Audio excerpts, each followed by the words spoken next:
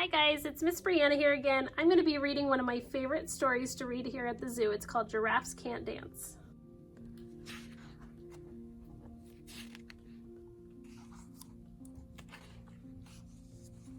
Gerald was a tall giraffe whose neck was long and slim, but his knees were awfully crooked and his legs were rather thin.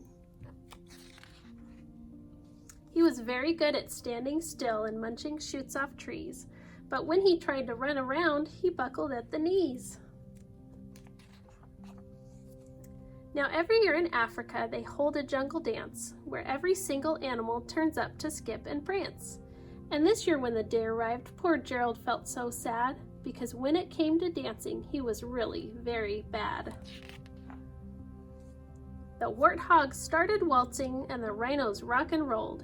The lions danced a tango that was elegant and bold.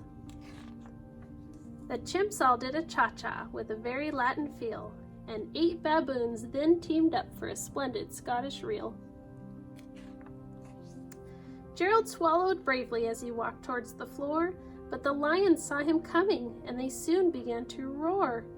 "Hey, look at clumsy Gerald," the animals all sneered. "Giraffes can't dance, you silly fool. Oh, Gerald, you're so weird."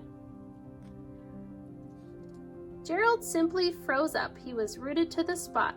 "They're right," he thought. "I'm useless. Oh, I feel like such a clot." So he crept off the dance floor and he started walking home. He'd never felt so sad before, so sad and all alone. Then he found a little clearing and he looked up at the sky. "The moon can be so beautiful," he whispered with a sigh. "Excuse me," coughed a cricket who'd seen Gerald earlier on, "but sometimes when you're different, you just need a different song."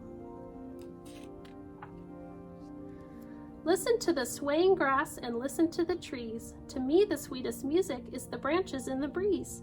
So imagine that the lovely moon is playing just for you. Everything makes music if you really want it to." With that, the cricket smiled and he picked up his violin. Then Gerald felt his body do the most amazing thing. His hoofs started shuffling, making circles on the ground. His neck was gently swaying and his tail was swishing around. He threw his arms out sideways and he swung them everywhere. Then he did a backward somersault and leaped into the air. Gerald felt so wonderful. His mouth was open wide. "I'm dancing, yes, I'm dancing, I'm dancing," Gerald cried. Then one by one, each animal who'd been there at the dance arrived while Gerald boogied on and watched him quite entranced. They shouted, "It's a miracle! We must be in a dream!